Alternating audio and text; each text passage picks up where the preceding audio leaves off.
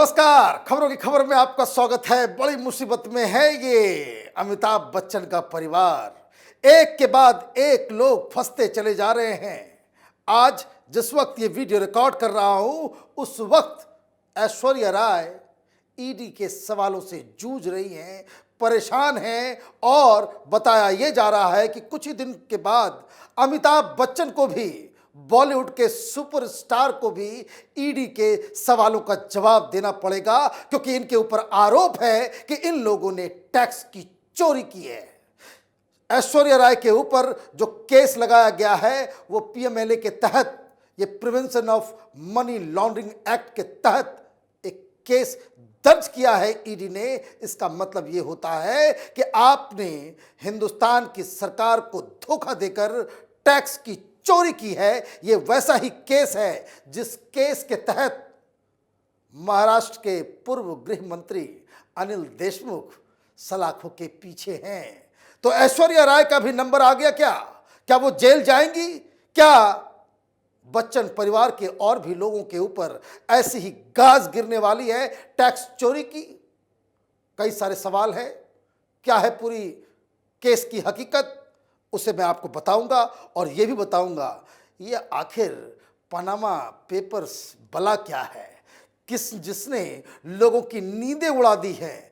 ये कहानी और इस पूरे मुद्दे के ऊपर ये आखिरी वीडियो नहीं होगा, लेकिन सबसे पहले ये जानना जरूरी है कि ऐश्वर्या राय को क्यों बुलाया गया है। ऐश्वर्या राय को 2017 से ही ईडी ढूंढ रही थी। 2016 में यह खुलासा हुआ था कि हिंदुस्तान के करीब 600-700 लोग यहां के पैसे को विदेश में भेजकर टैक्स बचाने का काला कारोबार कर रहे हैं। बॉलीवुड जहां गंदगी हो और उसमें बॉलीवुड शामिल नहीं हो, ड्रग्स का मसला हो, चाइल्ड पोर्नोग्राफी हो, चाहे वो प्रोस्टिट्यूशन रैकेट हो, चाहे वो हवाला रैकेट हो, चाहे वो कोई भी गंदगी हो, और बॉलीवुड इसमें पीछे रह जाए, ये तो मुमकिन ही नहीं था। लेकिन इस बार चक्कर में फंस गया है बॉलीवुड का सबसे सुपरहिट सुपरस्टार का परिवार, अमिताभ बच्चन का परिवार। ऐश्वर्या राय के ऊपर 2016 में पनामा पेपर्स के जरिए ये मालूम चला कि पूरा का पूरा परिवार ही इस लेन देन में शामिल है। 2017 से इन्हें ढूंढा जा रहा था, समन पे समन दिया गया, ये नहीं आई। कल भी समन भेजा गया था कि भाई आप आ जाएं, दिल्ली आपको आना है, लोकनायक भवन के सामने आपको ईडी के सवालों का जवाब देना है। इन्होंने वक्त मांगा कि अभी नहीं आ सकते, लेकिन शायद इनके वकीलों ने समझाया कि यह मसला गड़बड़ है, ये सरकार का जो रवैया है वो ठीक नहीं है। जिस तरीके से बड़े बड़े नेता, गृह मंत्री सलाखों के पीछे हैं, फिल्म वालों की हैसियत ही क्या है। इसलिए मीडिया में सवेरे से खबर चलाई जा रही थी कि वो नहीं पहुंचने वाली, उन्होंने और वक्त मांगा है, लेकिन जो वक्त मुकर्रर किया गया था उस वक्त वो सीधे सीधे ईडी दफ्तर में पहुंच गई और उसके बाद ये ब्रेकिंग न्यूज आने लग गया। क्या है मसला? तो ये मसला थोड़ा टेक्निकल है, इसलिए सीधे सीधे जो लिखा गया है उसको पढ़ के सुना देता हूं। ऐश्वर्या राय को पहले एक कंपनी का डायरेक्टर बनाया गया था, बाद में उन्हें कंपनी का शेयर होल्डर डिक्लेयर कर दिया गया। कंपनी का नाम अमिक पार्टनर्स प्राइवेट लिमिटेड था। इसका हेडक्वार्टर वर्जिन आइलैंड्स था। ऐश्वर्या के पिता के रॉय, मां बृंदा रॉय और भाई आदित्य रॉय भी इस कंपनी के पार्टनर्स थे। यह कंपनी 2005 में बनाई गई। 3 साल बाद यानी 2008 में कंपनी को बंद कर दी गई। अभी जो वर्जिन आइलैंड्स क्या है, अब आप सुनेंगे Bahamas, virgin islands, Mauritius, Panama, ये टैक्स हेवंस हैं। दुनिया भर के जो चोर हैं वो अपनी अपनी सरकारों को धोखा देकर जो गलत तरीके से पैसा इकट्ठा करते हैं, उस पैसे पे टैक्स बचाने के चक्कर में वो इन जगहों पे वो डाल देते हैं। और यहां पे जो कंपनियां, जिस तरह के कानून हैं वो लचीले हैं, उससे पता ही नहीं चल पाता कि भाई यहां पे क्या लेन देन चल रहा है।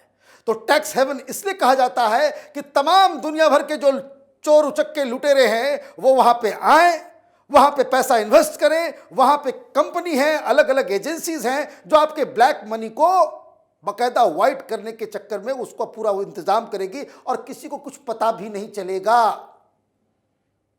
थाली में छेद, यही कहा था जया बच्चन ने कि ड्रग्स के मामले में जब कई सारे फिल्म इंडस्ट्री के लोग ये कहने लगे कि बॉलीवुड से ड्रग्स का धंधा खत्म होना चाहिए, बड़ी बेशर्मी के साथ जया बच्चन ने राज्यसभा में कहा था कि जो लोग जिस थाली में खाते हैं उसी में छेद करने लग जाते हैं। अब ये देश के थाली में ही आप लोगों ने छेद करना चालू कर दिया। बेटा को 1 महीना पहले बुलाया गया था, अभिषेक बच्चन आ चुके हैं अलग केस में। अमिताभ बच्चन का नंबर लग गया है। अमिताभ बच्चन के ऊपर क्या केस है ये भी समझ लीजिए, आपको हंसी भी आएगी। ये बहुत बड़े फन्नेखा हैं, अपने आप को बहुत बड़ा डिप्लोमेट समझते हैं। सुशांत सिंह की मौत हो जाती है, एक शब्द मुंह से नहीं निकलता। एक हीरोइन की, एक लड़की की घर को बुलडोजर से रौंद दिया जाता है, ये सुपरस्टार मुंह से कुछ नहीं बोलता। और आज जिस तरह के केस में ये फंसे हुए हैं उसके बारे में जरा सुनिए। अमिताभ बच्चन को 4 कंपनियों को डायरेक्टर बनाया गया था। इनमें से 3 बहामास में थी। मैंने बताया बहामास टैक्स हेवन है ये, जबकि एक वर्जिन आइलैंड्स में थे। इन्होंने 1993 में कंपनी बनाई थी। बहुत पुराना खिलाड़ी है ये। 1993 से ही चल रहा है लफड़ा, 1 टू का 4, 4 टू का 1। और ये काम क्या कर रही थी? इन कंपनियों की कैपिटल 5,000 से $50,000 के बीच थी। और ये कंपनियां काम क्या करती थी? तो ये कंपनियां शिप्स के कारोबार में लिप्त थी। समुद्री जहाज का एक कोना भी जो है वो नहीं मिले $5,000 में। और कैपिटल आप पेपर पे इतने दिखा रहे हो और धंधा कर रहे हो शिप्स का, तो ये तो जवाब देना पड़ेगा। और 2000 कब से कर रहे हैं? 1993। माने मंझे हुए खिलाड़ी हैं ये सब। बॉलीवुड से जनता का पैसा, जनता का सब कुछ, जनता के टिकटों से ये लोग खरबपति अरबपति बने हैं। लोगों के इमोशंस के साथ खेल करके ये लोग बड़े बड़े सेलिब्रिटी बने हैं और ये धोखा दे देते हैं सरकार को, भेज देते हैं पैसा टैक्स हेवंस में। तो ये कार्रवाई चल रही है। बहुत लोग सवाल में, भाई ऐश्वर्या राय को क्यों आपने पकड़ लिया? सही पकड़ा। वो इसलिए सही पकड़ा कि ये लोग यही धंधे में जुटे हुए थे। हिंदुस्तान के लोगों से पैसे कमाओ और विदेश में जाकर के इन्वेस्ट कर दो, ताकि न किसी को टैक्स देना पड़े, न सरकार को फायदा हो। ये कुछ नहीं, ये देशद्रोह है। ये सिर्फ पीएमएलए के तहत जो कानून है सिर्फ उससे नहीं है, ये जिस थाली में खाते हो उसी में छेद करने के बराबर है। अब सरकार क्या कह रही है? सरकार ने साफ साफ कह दिया है कि किसी को छोड़ा नहीं जाएगा। और ये एटीट्यूड भी सही है कि किसी को छोड़ा नहीं जाएगा। तो पहले आप बड़ी बड़ी मछली को ही पकड़ के अंदर डालो, ताकि छोटे वाले भी उनको रास्ता ना मिले, हिम्मत हार जाए लोग। ये तमाम बड़े बड़े लोग हैं, यही लोग कहते थे भाई अमिताभ बच्चन को कुछ लोग राष्ट्रपति बनवा रहे थे। गिर में जाकर के वो मोदी के साथ तस्वीरें खिंचवाते थे, गुजरात का ब्रांड एम्बेसडर बना दिया। तो इनको लगा कि भाई अब तो मोदी का राज आ गया, कोई कुछ नहीं कर सकता। तो पहले इनको ही पकड़ा गया है, अब पूछताछ जारी है। सरकार के मुताबिक पनामा और पैराडाइज पेपर लीक में भारत से जुड़े 930 प्रतिष्ठानों के नाम सामने आए हैं, जिसमें पनामा पेपर्स मामले में करीब 500 लोगों के शामिल होने की बात सामने आ चुकी है। इन लोगों पर टैक्स चोरी का आरोप है। सरकार के मुताबिक पनामा और पैराडाइज पेपर लीक मामले के संदर्भ में 20,353 करोड़ के बिना खुलासे वाले ऋण का पता चला है। वहीं पनामा और पैराडाइज पेपर लीक्स में करीब 153.88 करोड़ रुपए की वसूली की जा चुकी है। टैक्स देना पड़ेगा, लेकिन यह इन्वेस्टिगेशन भी जरूरी है कि यह पूरा मसला ये कितने दिनों से चल रहा था, क्या चल रहा था?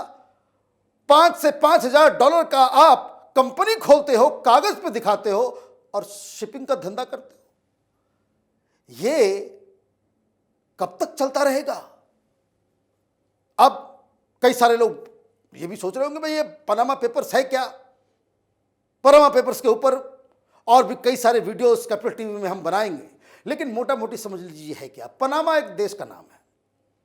ये लैटिन अमेरिका और जो मैक्सिको है इसके बीच में एक छोटा सा देश है।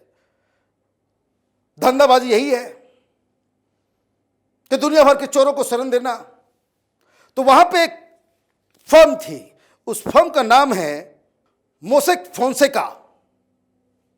पनामा में एक फर्म है जिसका नाम है मोसेक फोंसेका। यह फर्म क्या करती है?